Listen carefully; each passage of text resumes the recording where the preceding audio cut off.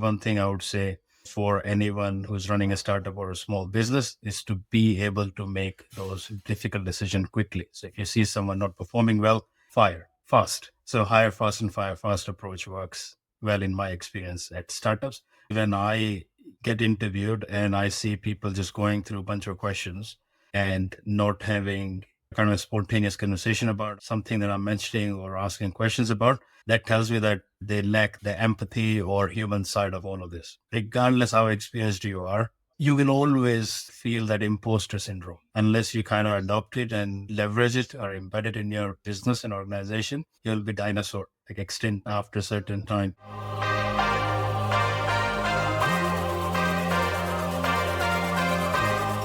We are live on the Objective Hiring Show. Today we're joined by Naveen. Naveen, welcome to the show. Thank you so much for having me. It is absolutely our pleasure. And where I'd love to start is just hearing a little bit about yourself, just so our audience can start to think about who we're listening to today. Who is Naveen? Yeah, so I am head of engineering and AI at a company called TikTok. Now, that may sound like the other TikTok video sharing app that is currently famous because of all the bans and everything going in the US. But the TikTok I work for is a software consultancy based in the UK. And we are currently building several AI powered products to kind of help every stakeholder within software development lifecycle to automate many aspects of it to improve productivity and optimize performance and things like that.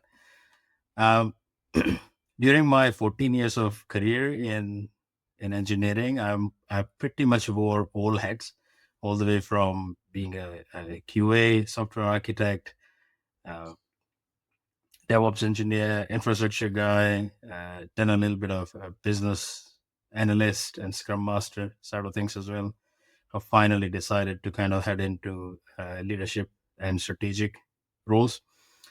Uh, and that journey took me to Meta, where I was engineering lead, but doing a lot of strategic kind of work and leadership type work. Supported one of their B2B SaaS product called Workplace.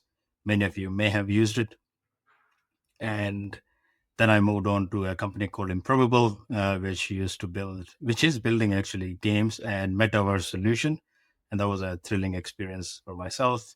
And that journey kind of brought me to TikTok here, where I'm building AI powered products.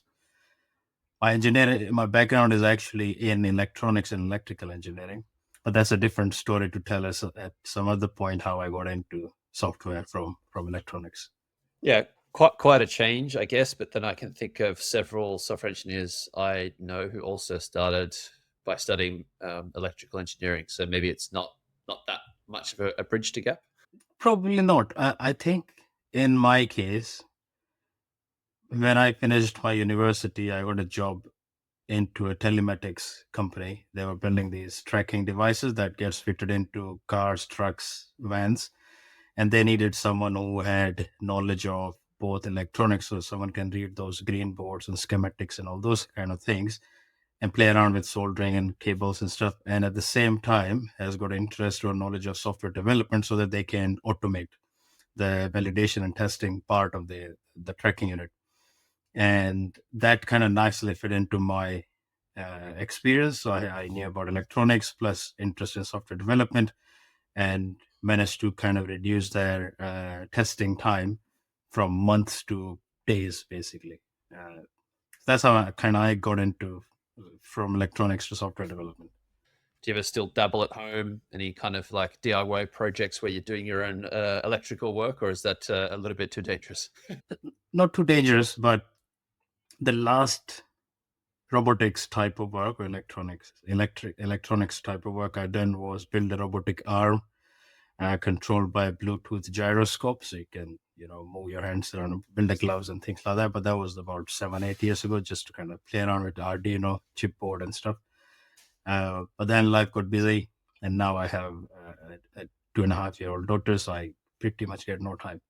Yes, you've got bigger fish to fry, more important things to worry about than the mechanical arm. It's fair to say. Um, uh, One thing I really wanted to ask you about today, and I'm glad you touched on your time at Meta because um, you've worked in, as you've just described so eloquently, many different kinds of roles. You've worn many hats, but you've also had experience in very huge fame companies and then more startups. And I can only imagine the hiring approach and strategy you have to take between those two environments is quite different. If so, can you lay out how they might be different? Yeah, so like you said, I've been on both sides of hiring for fast moving startups and going through a structured FANG interview process. I think that FANG acronym needs to change now because Facebook is now Meta, right? So at companies like Meta, the process was very rigorous with multiple rounds. So I myself went through about 6 rounds, and then people I interviewed went through six-ish rounds as well. And then you had the scorecard system, then you had a consensus kind of meeting at the end of all the interviews where everyone came together and kind of gave their own vote, and based on that a decision was made about hire whether or not to hire someone or not. And even if the general consensus was higher, then at which level, doesn't matter where the candidate is at the moment in their career ladder, they were kind of made offer for the job based on what the 6 or 7 people thought were the same in terms of level of a role. So that was kind of a unique, and I think it had it. The benefit of these kind of structured approach is that it removes the biases that come into these kind of processes, and removing bias is important from hiring. And the second thing is it allows for us to not have single person making decisions, because that can be dangerous as well. On the other side of the benefits of this structured approach is the drawbacks, which is like the process is so rigorous that it can take from weeks to months to complete because of the availability of those 5 6 people who are taking these different rounds of interviews, and that can make you lose some good candidates. And that happened to me a lot of the times that we were going through the process, interviews taking too long, and the candidate got other offers. So I think there are plus and minuses of both of that, but mostly positive for the structured approach in these kind of big companies. Startups, on the other hand, tend to move very quickly, and they value adaptability. So, for example, at a startup I worked with, they prioritize culture fit and growth mindset over ticking boxes on a skill list, right? You cannot teach growth mindset or change someone's behavior too much and things like that.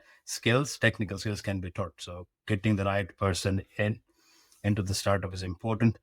At the same time, while you're moving quickly, making decision quickly, one thing I would say for anyone who's running a startup or a small business is to be able to make those difficult decisions quickly. So if you see someone not performing well, fire fast. So hire fast and fire fast approach works well in my experience at startups. Otherwise, you can't afford to have kind of people not producing work at startup. So both approach have their merit.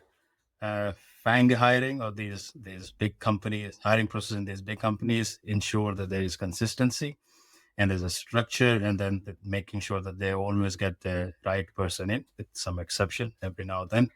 While startups can be more flexible and hire for potential rather than just the credentials, if that makes sense. Yeah, for sure. It does make sense. And I guess it also makes sense because a big business, a FANG company, or any other enterprise has a level of risk aversion where they don't really want to risk a bad hire. They're not as flexible with how quickly they could get rid of that person as well. So it makes sense they're rigorous. And then I guess a lot of candidates who are applying for those roles really want to work there. So they're kind of willing to go through a 5 or 6 interview process for months. But as you said, maybe the best candidates have offers anyway and they're going to drop out. It sounds like you'd experienced that. Like how often were people dropping out of the process? It depends in my experience. So it's very much kind of up to the motivation behind applying to these big companies. So what I've seen, even personally, the view was that if I have Microsoft, Facebook, Apple on my kind of list, on my CV, that can give me an advantage to get my foot into the door into the places where I wouldn't normally be considered. You know what I mean? So a lot of the people have this patience, and they will go through this lengthy process just for the sake of getting into and getting the stamp of working at one of these companies, because in longer term that is more benefit. Whereas if someone is already kind of tick that box, then they might not go through the whole process. Or if someone is urgently looking for a role, these kind of long structured process might not be good for them. And so I guess in a way, it's a signaling tool in a way that degrees from very prestigious universities used to be, I guess, more of a thing. Now it's have I worked at Apple, Facebook, Meta, also Meta or Amazon or wherever. Um, One thing some people would say about the structured hiring process, I don't necessarily agree with them, but they would say that in the interview itself, um, there's sometimes a sense that it's like overly structured in that the interviewer has to stick almost religiously to the script, thereby preventing, when it's done maybe not so well, preventing a candidate actually showing them their true selves, or really having an honest conversation with them, because it almost becomes a little bit robotic. Did you ever have that sense, and was that a problem in your eyes? Yes, I'll share two kind of sides of it. Personally, when I get interviewed and I see people just going through a bunch of questions and not having a kind of spontaneous conversation about something that I'm mentioning or asking questions about, that tells me that they lack the empathy or human side of all of this. And that's not the kind of organization that I would like to work for, basically. So while having structured set of question or approach and scorecard, all of these are good thing, and in my opinion, they should be used as guiding principles. But you should also have this flexibility baked into the process to be able to deviate and explore the things that someone is saying, right? Because you will be able to learn a lot about someone if you kind of go out of the typical structured question a little bit. So that's from an interviewer point of view. Having structured, again, it helps you many times, unless you have a crazy amount of experience interviewing people. You may forget some of the things or some of the qualities or that you may want to kind of touch upon and get sense on how good someone is about A, B, C, and D. Hence, from interviewer point of view, having a list helps. But again, it comes back to that having that flexibility or buffer baked into the process and structure, where you kind of allow you to have a free flowing conversation with the candidate. Yeah, absolutely. Um, One thing I'd heard anecdotally from someone who had gone through, the full 9 yards, the full 9 interviews with a FANG company recently, was they'd actually experienced the interviewers saying, "Well, you know what? I've got this list of questions I meant to ask you, but I'm not. I'm not doing this. I'm just going to interview you like I would naturally and organically, and that's how we're going to do this." So it's almost like a rebellion against the structured approach, maybe because it kind of deviated away from what the interviewer was actually interested in. Had you ever seen something like that yourself? I've done it myself. Even though I had a set of question in front of me and I made the candidate aware that, okay, I have these questions to go through, but I'm not going to care about it. Let's have a conversation. That kind of, that helped me get candidate be more vulnerable to me during the interview or more open to me. And that showed their true nature and behavior in a way. And by me kind of saying them, so I opened up as well that, okay, I'm not going to care about these questions because I see you as human. Let's just have a chat and see. So that's a tactic or an approach you can use, but at the same time, naturally, that's what I'm saying. Unless someone is an experienced interviewer, most people are not. Um, you will struggle with that kind of free flowing conversation and natural conversation, because then you need to assess someone on those criterias or the list of things.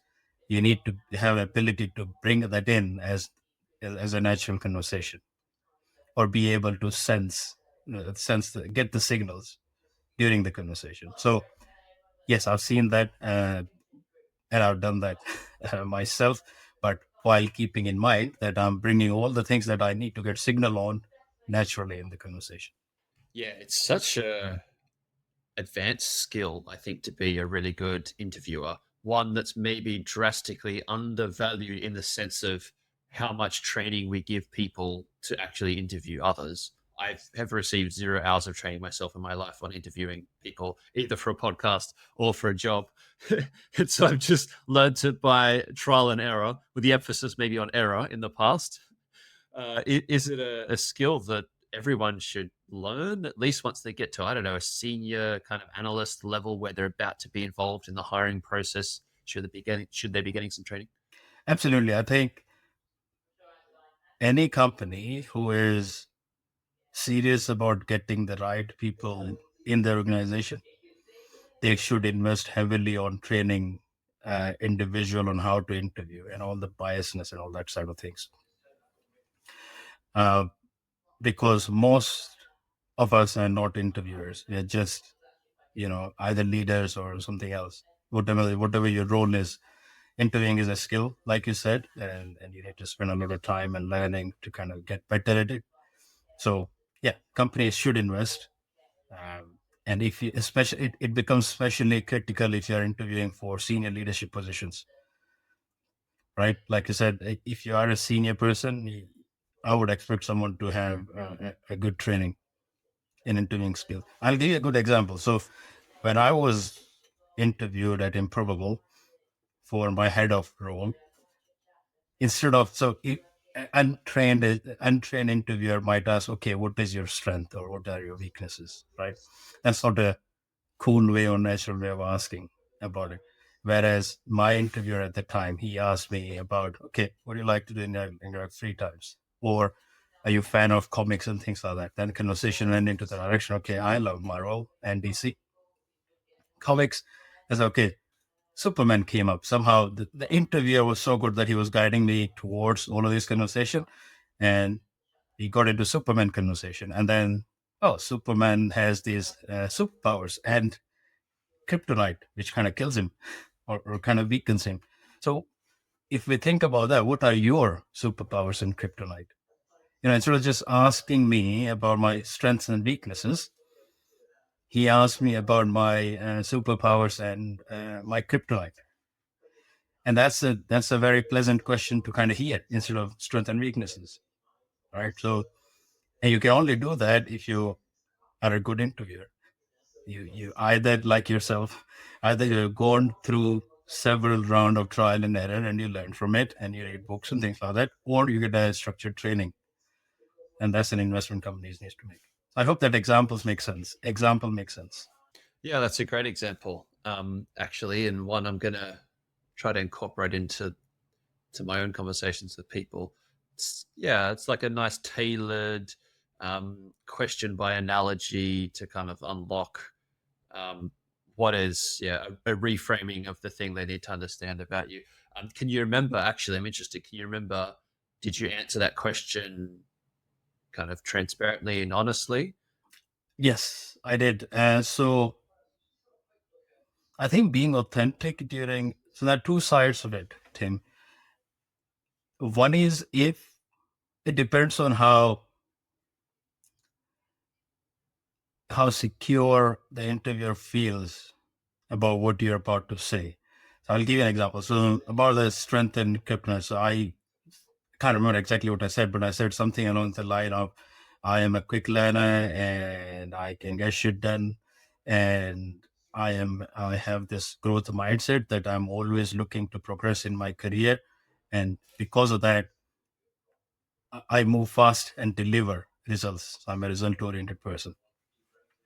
And then a follow up question on that was like, where do you see yourself? Like, where do you want to be? And then I said like a CTO at some point and things like that.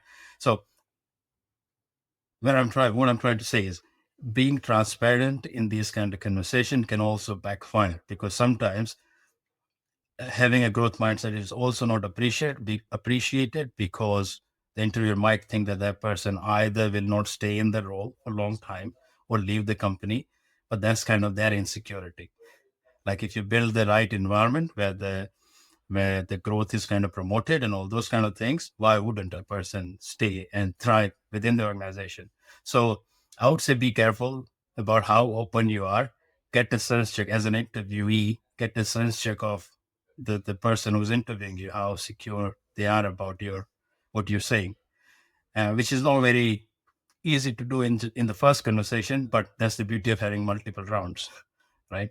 So you can share these kind of things. So, but I always been quite open and frank during these kind of conversation, even if it came at the cost of me not getting the job, even though I was the right candidate.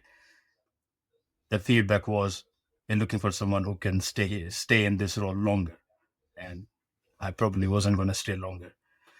Uh, so yeah, be open, but just make sure that doesn't backfire at you. Yes, it's funny now that you describe it that way because in the last week or so, I've been talking to people on the show about almost like radical honesty in the hiring process. And I feel like a lot of hiring could be improved drastically if both sides were just more open and honest much earlier on in the process so that you wouldn't get candidates getting to like a final interview. It's, oh, you want £80,000 a year. Well, actually, this is only 70,000, sorry. Or, oh, you want me to work in the office twice a week. You said it was, flexible working arrangements, whatever it may be. And that could come on either side of the equation from the candidate or from the company. And I feel like just getting everything out on the table as soon as possible is better. But you've just given a good reframing where not necessarily to the advantage of the candidate to be fully honest. Um, uh, or maybe you dodged a bullet for those roles that you didn't get because they didn't think you would stay long enough. Or did you really want to work somewhere that were protective over that in that way? If you see what I mean.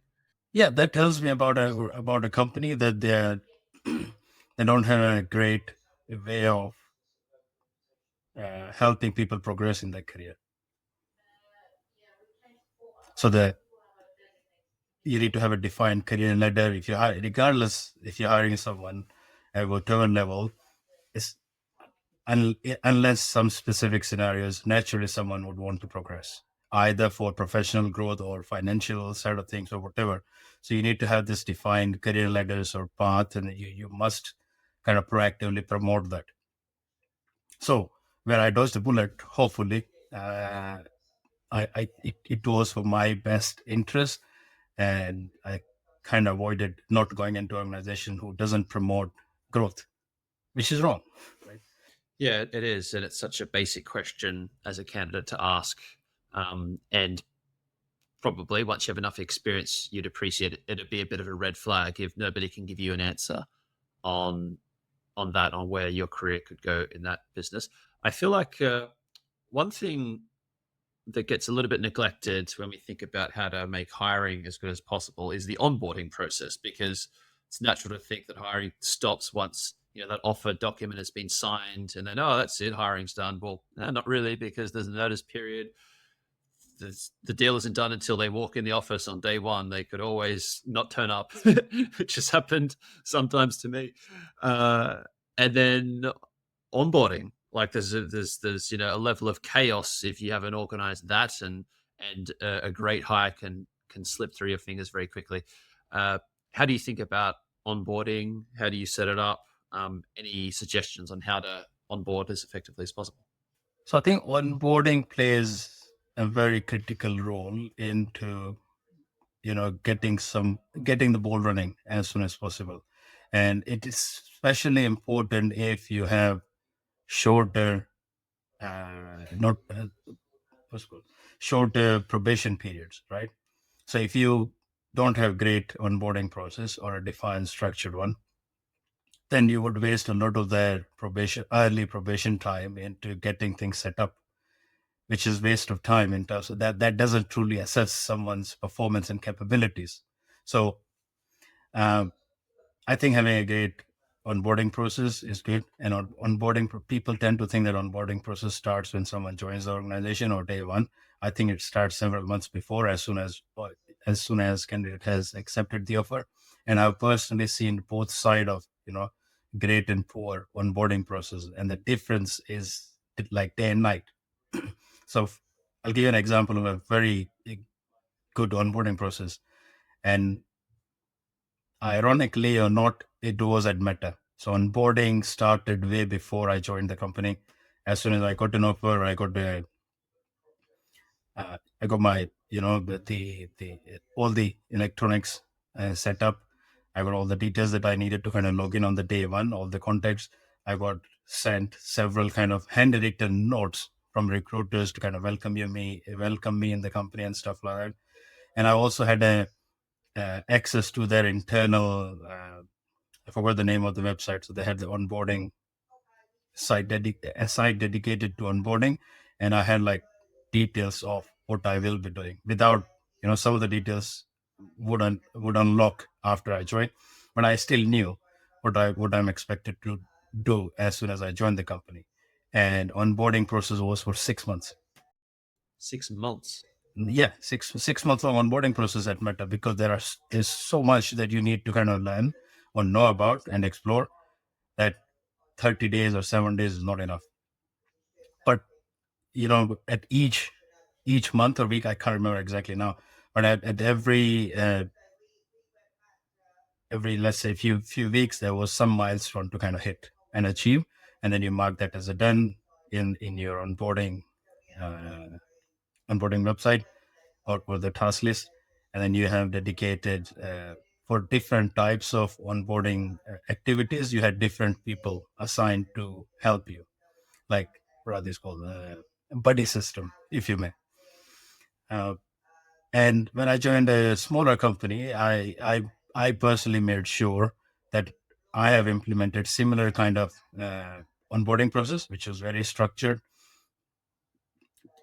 to kind of make sure that every hire has the best possible uh, start when they join the company, and experience as well. And yeah, even simple things like ensuring new hire has got all the tools set up on day one makes a huge impact in their ability to kind of integrate smoothly. So hopefully that covers the question in terms of onboarding process. I'm trying to think to our onboarding process. I certainly learnt again through trial and error, which is the best teacher in life. To add as much structure as I possibly could.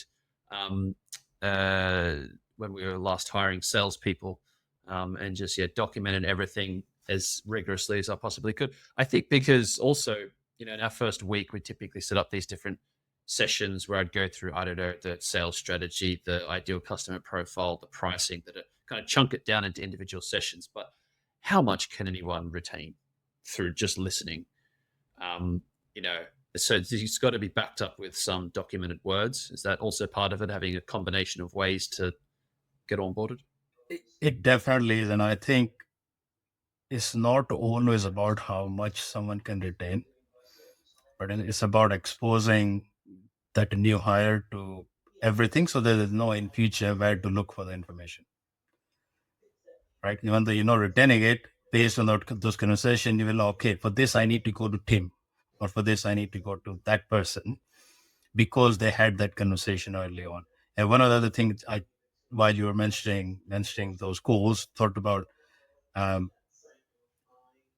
it always benefits that during onboarding, if you can set up some calls with senior and executive leadership, even though it may seem like non-important and waste of time, at many times it's not, because it builds that relationship and openness with the senior leadership of a candidate, so that in future, because everyone have ideas, right? And you never know when a good idea can come from where.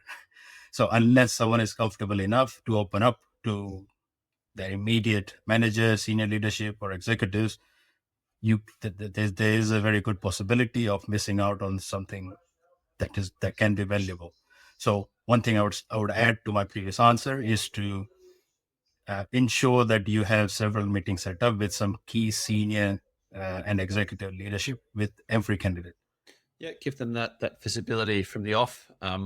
It's a great shout about onboarding starting before day one, though, because that's a non-obvious one that I think a lot of people wouldn't think about. But yeah, what what's wrong with being organized and being ahead of time? In fact, I can even think of a few people who've joined our company who have been so kind of keen. They were proactively more like asking me, "Oh, is there anything I can start to research and start to look into?" They just wanted a snippet. I was always a little bit reticent because I didn't want to start giving them work to do when they're technically not employed. Like I don't want to give them homework. Like just enjoy your few days off before you start. But maybe there were some things I could have carved out to start things off before they even joined. The IT stuff is a good shout because why not get that set up early? So, just a thought on that. I think I used to be, and I still am that kind of person, even though I'm in head of or senior roles. I still ask this question before joining because, regardless how experienced you are, you will always, I think, feel that imposter syndrome, right? Like whichever job you'll go for, it's a normal human tendency that you're not good enough for this role or you accidentally got it. And this imposter syndrome that's going on in your head.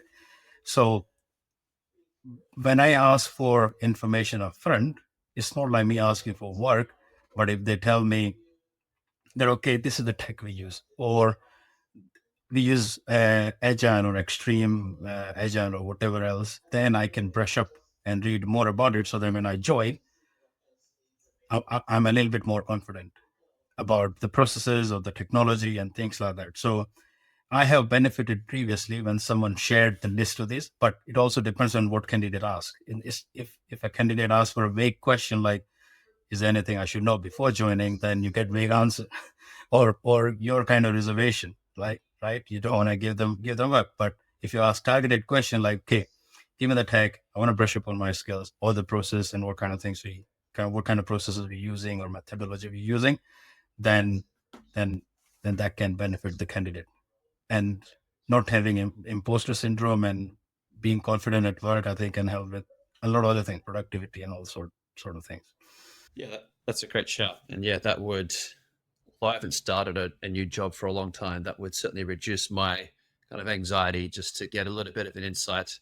Um, Another one actually is more around the people. I guess as part of a hiring process, you get to meet several people, which is nice. What about just, I don't know, meeting for a coffee before the job starts? Would you ever want to do that as a candidate or hiring manager? That's a good question. Now, I have done it personally before, where I met a CTO and an engineering leader because we were both in the same city. We were we were all part of the same meetups and things like that. So it kind of made it a little bit easier and natural for us to sit down for a coffee and talk about things. But I think with this whole remote culture, I don't know how feasible and that is, other than having a virtual coffee and stuff. But I guess it can add value to the conversation. Uh, I haven't done it with my hires. Something for me to think about. Yeah, virtual coffee not quite as enjoyable as one in real life. It's fair to say. Um, uh, One thing you touched on earlier, which was one of the benefits of the really rigorously structured hiring approach that Meta and other such companies have, is that it helps to make that hiring accurate. You kind of know what you're going to get because it's almost like a hiring machine by the sounds of it. Like it's pretty well defined. So at least it's, well, or maybe you're going to tell me it's not. Is the outcome reasonably accurate and predictable? Reasonably, yes, not always though, because in Meta, without saying any names, I have seen people, get in who were not even capable of that level. So if I were to interview them, I would rank them 2 or 3 levels below them what they were in. Now that is because the whole referral system. So I think one of the crack in this whole structured approaches referral system. So at Meta, uh, Microsoft, and Apple, I've been interviewed at all three, so I have experience with these three. That if you are referred to these, it's almost certain that you will get a call from a recruiter. And once you get that, and whoever is referred you, and if they're your friends, then they can, kind of train you. And I learned that this person came in that way, even though they weren't at so they weren't at the level that they were brought in, let's say level 3 of or 5, and they were at level 1. But this person who referred them kind of fed them information about how to answer and what metrics to kind of mention during the interview, so that in the scorecard you get the points. So it's not completely safe, the whole structured approach. That's why having a free form conversation can really help in these kind of situations, because one can prepare on these different aspects, but you can then through a what's the analogy, A curveball. curveball at them to actually sense.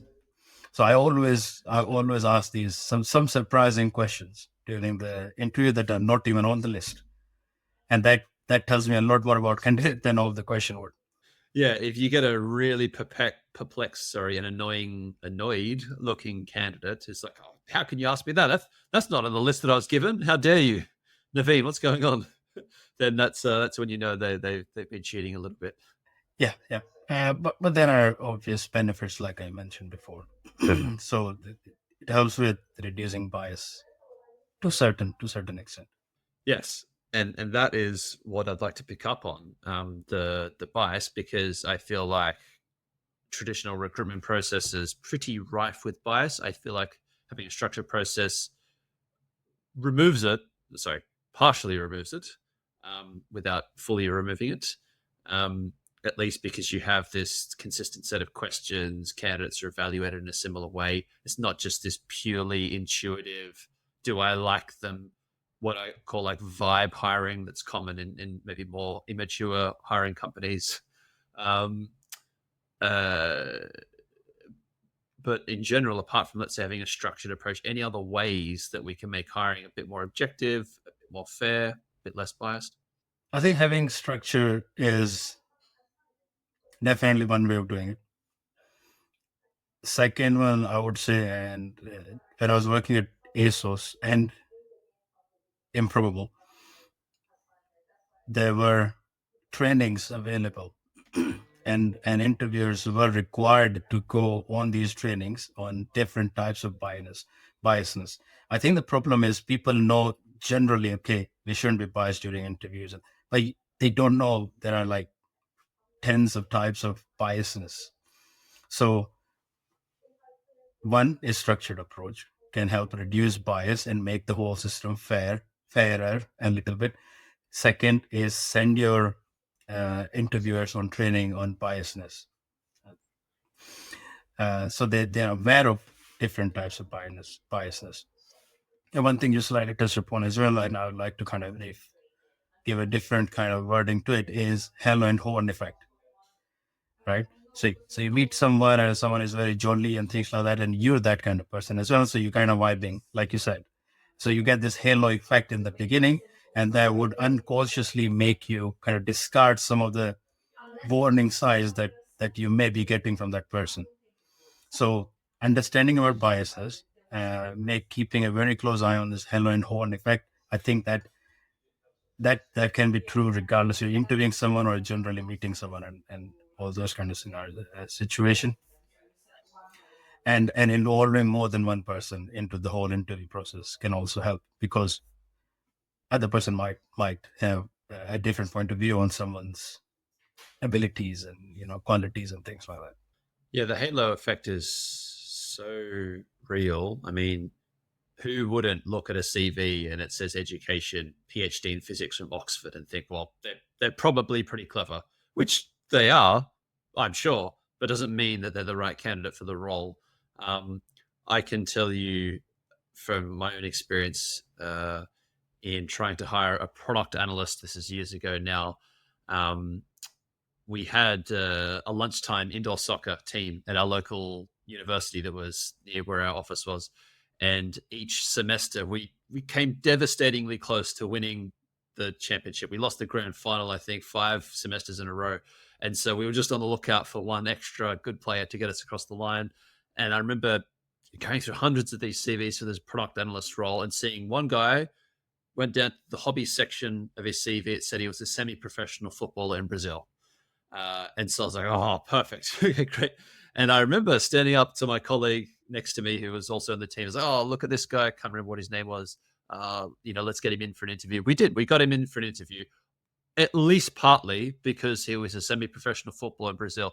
Now, I don't know there's any correlation between juggling a football and doing an A/B test. Maybe there is, but his his footballing ability was pretty irrelevant for his user behavior analytics, and that's pretty unfair because I elevated him above everyone else who didn't play football.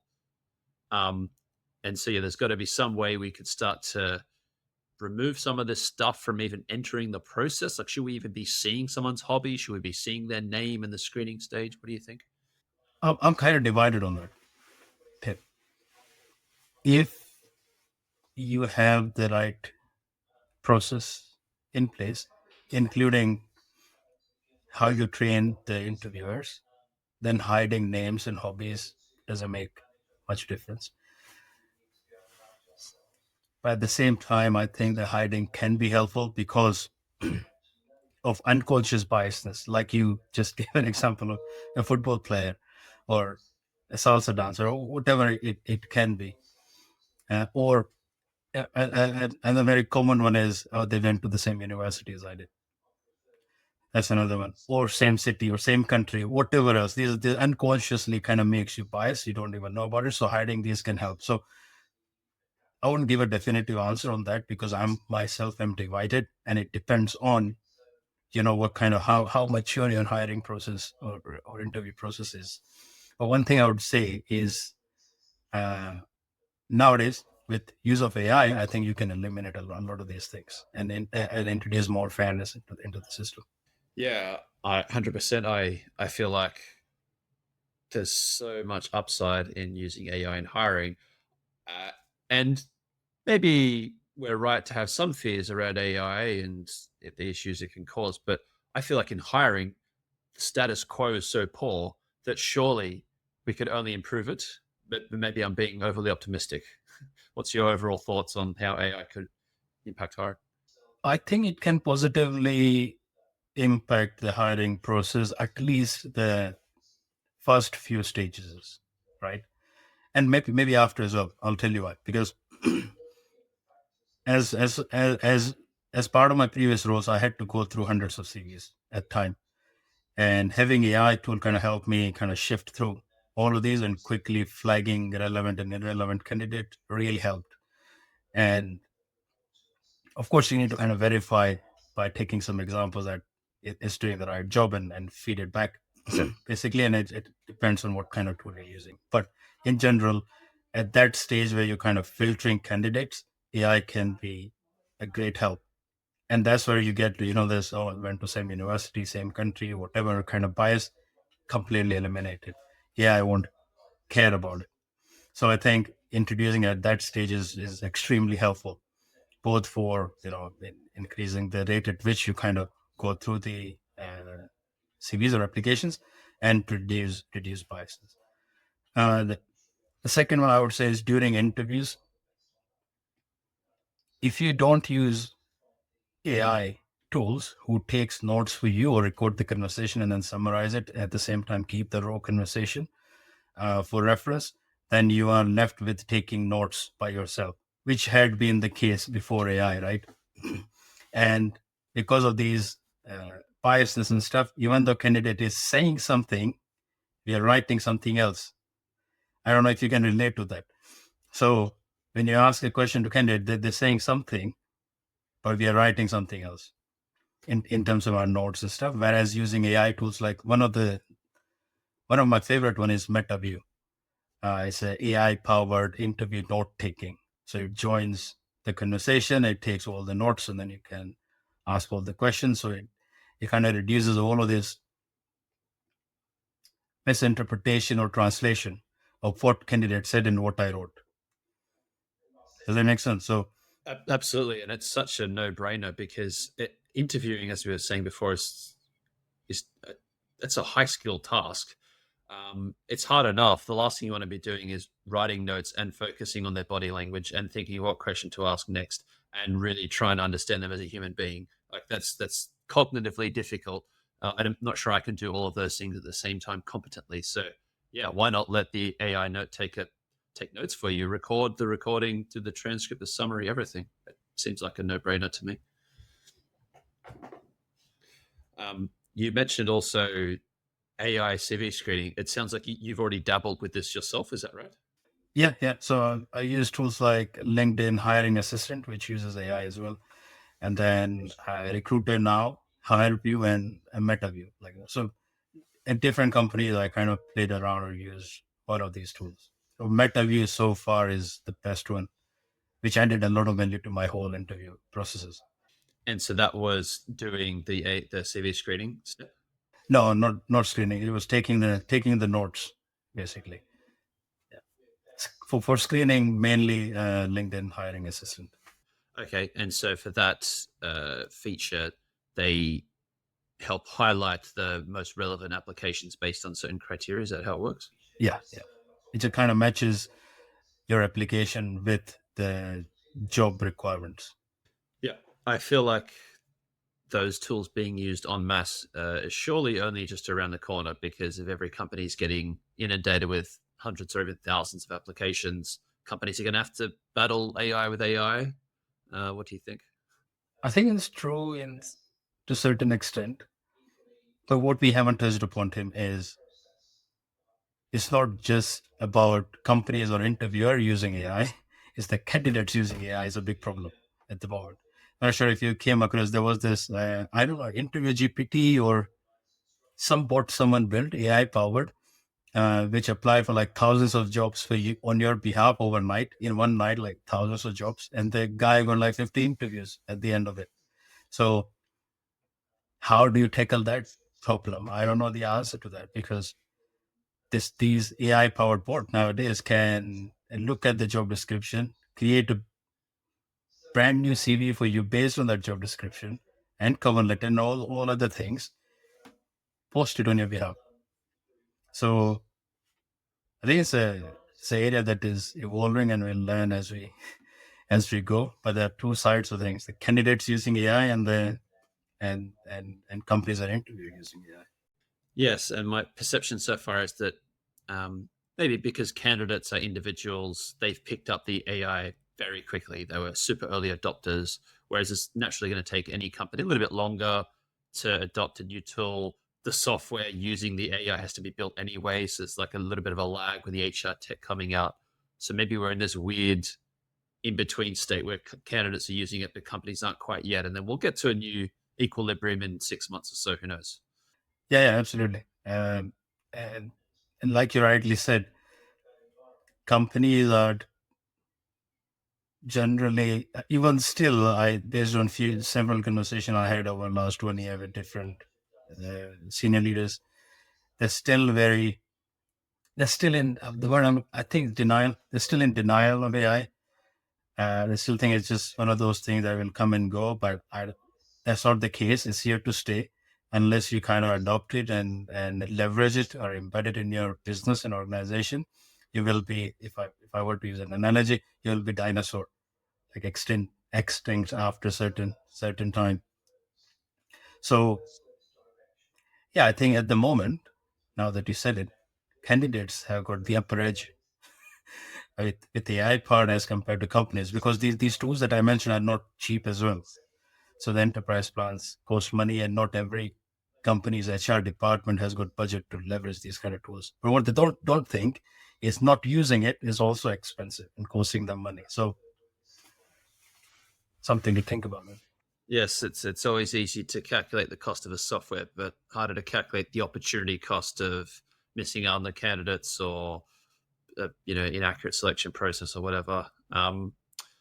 Naveen, if you could ask our next guest any question about hiring, what would you choose to ask them? Let me think. Yeah, I would say, what is the most surprising lesson you have learned about hiring that changed your approach drastically? That's a great question. I love that because that's going to bring up some really great anecdotes and see also who changes their mind based on new data because that's not always easy to do. It's always easy to be stuck in your way and think you know everything. But I would love to have my worldview smashed every now and then. I really enjoy that. I find that exhilarating experience. So I'd be interested to hear what the next guest tells us about that. Um, Naveen, it's been a great conversation today. Thank you so much for joining us and sharing all of your insights with us today. Likewise, Tim, thank you so much for having me on the podcast.